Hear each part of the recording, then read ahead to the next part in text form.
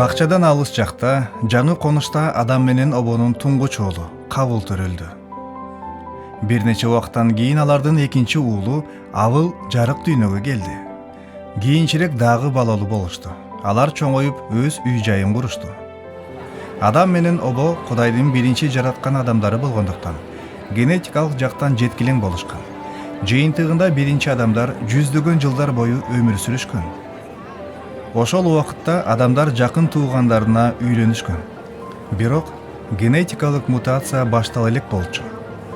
Кийинчерээк Кудай Муса пайгамбар аркылуу туугандар арасындагы некеге тыюу салган.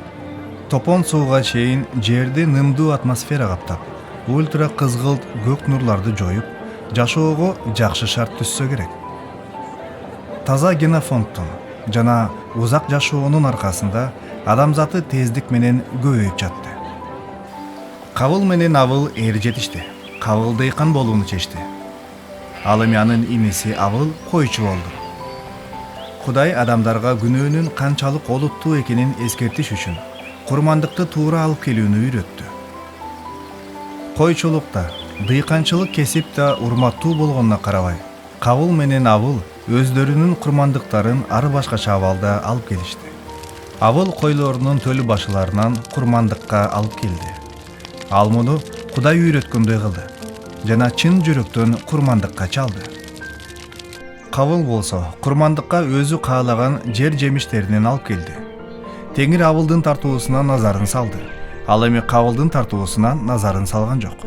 Эмнеге ачууландың? Эмнеге өңүң кумсарып кетти?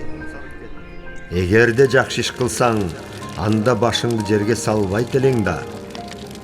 Эгерде жакшы иш кылбасаң, анда босогоңдо күнөө жатат.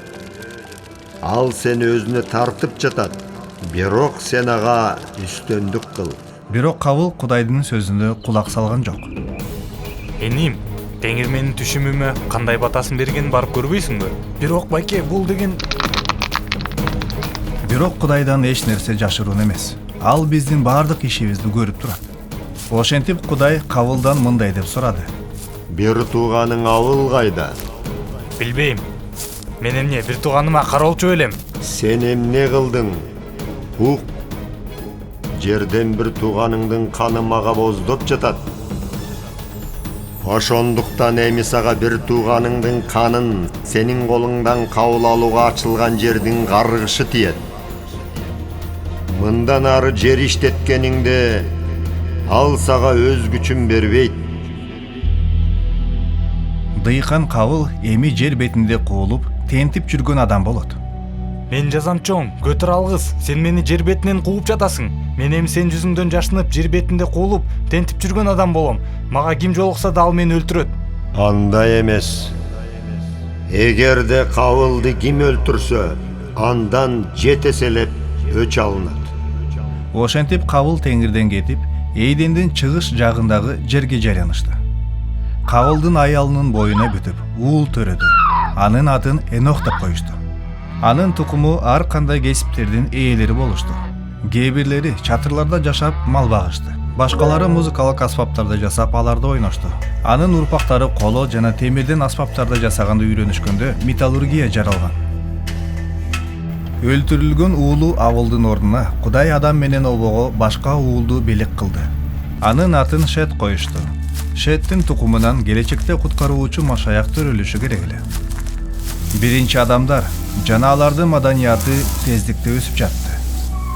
Бирок алар менен кошо эле күнөө дагы өстү. Кээ Кудай менен мамиле түзүү максатында андан ырайым сурап жатышты. Бирок көптөгөн адамдар абдан мыкаачы жана ташбоор болуп кетишкен. Аспап жасаган темирден эми алар бири-бирин өлтүрө турган курал жасай башташты. Эч бир адил адам жок эле. Жана баары күнөөгө батышты. Алар өз жакындарын кулдарга айландырып алышты. Адам бир күнөө жасаса, анын тукуму миңдеген күнөө жасашты. Ошондо Теңир капаланды. Анын жүрөгү ооруду. Ыйык жана жеткилем Кудай жер бетиндеги жиркеништи көрүп, абдан кайгырды. Анан ал өзү жараткан адамдарды, жердеги бардык мал жандыкты жок кылам деп чечти. Анткени ал аларды жаратканына өкүндү. бирок бир гана инсан теңирдин алдында ырайым тапты.